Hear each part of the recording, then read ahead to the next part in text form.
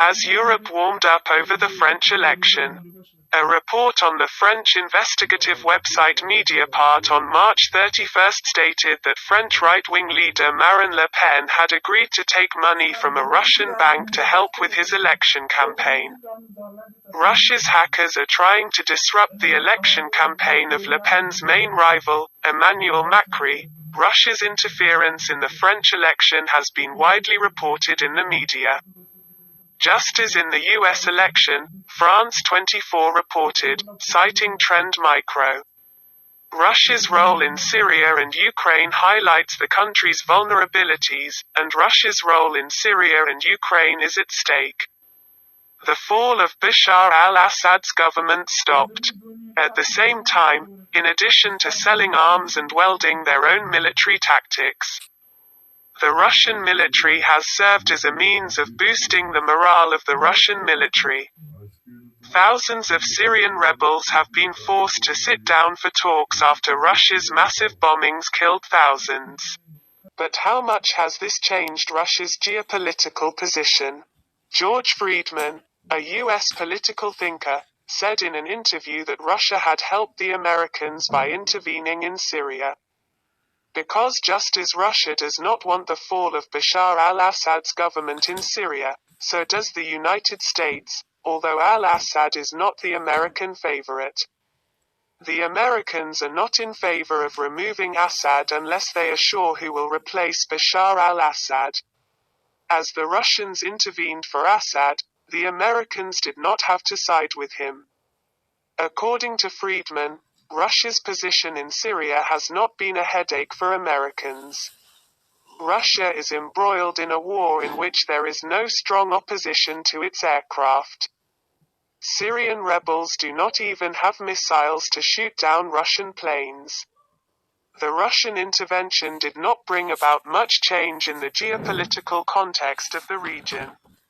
Last January, a Russian warship, Admiral Kuznetsov, returned from Syria and circled the Libyan coast.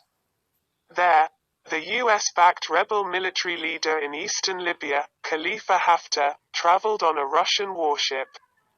From there, he held a video conference with Russian Defense Minister Sergei Shoigu. Then, in February, the Libyan National Oil Corporation signed an agreement with the Russian oil company Rosneft. Russia's intervention in Libyan politics thus exposes Russia's efforts to exert influence, but it should not be forgotten that the United States is also supporting Russia's preferred Haftar. In other words, Russia is not challenging US policy in Libya as it is in Syria. The issue of building Russian military bases around the world has also come to the fore since the start of the war in Syria. In a speech at Russia's State Duma in October last year, Russian Defense Minister Nikolai Pankov said the Russian Defense Ministry was considering building new military bases in Cuba and Vietnam.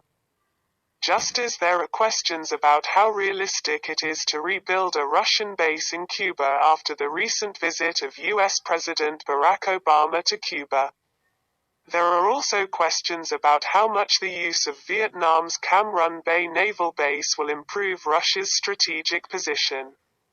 Russia will be added to the list in 2016, after Japan.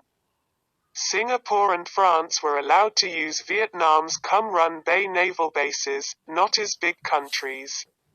At least that is what the current state of Russia's naval power says.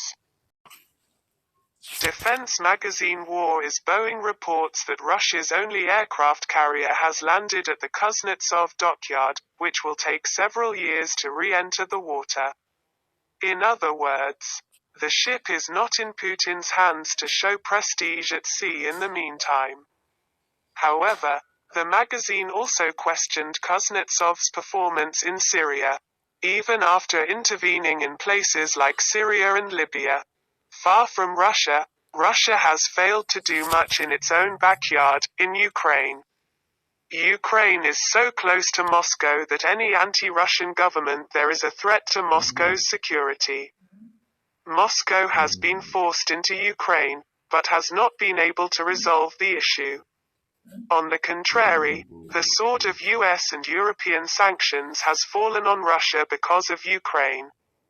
For Russia's revival, Vladimir Putin has to rely on the country's vast natural resources. The country's economy is particularly dependent on oil and gas sales, which are now in the midst of a ban. And the cost of production is not rising again due to the slowdown in the oil market. Meanwhile, the United States has again stopped talking to Russia about Ukraine over the Syrian issue. The United States has made it clear to Russia that it must leave eastern Ukraine. But due to its strategic position, Russia is not able to do that. Russia is no longer the Soviet Union. And the idea of spreading communist ideology worldwide is no more. So how much will Putin use his influence around the world? What will happen as a result of Putin's interference in the French election? Putin will not be able to bring France under the Eastern Orthodox Church. Russia does not have the economy to demonstrate its military prowess around the world.